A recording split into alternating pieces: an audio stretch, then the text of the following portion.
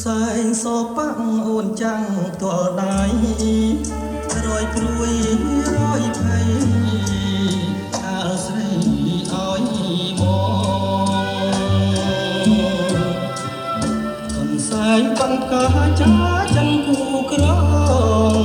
យ៉ាងភ្នែកនឹងផងខ្លាចគេស្គាល់ស្រីឥឡូវឃ្លាតប្រាណបានតែកូនសែងលើកឡើងប្រឡាញកូនសែងមិនណាស្ដីមកនឹងហើយចោលនៅស្ដាយក្លិនស្រីក្លិនខ្មោងក្លិនថ្មីដូចក្លិនកាស្វាវិចាកូនសែងថ្លៃរឿងក្រៀមក្រំ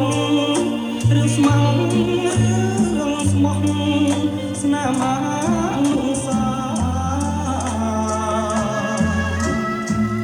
លើកកូនសែងជូតទឹកភ្នែកទុកខាពេលអើអក្សរាចិត្តសែង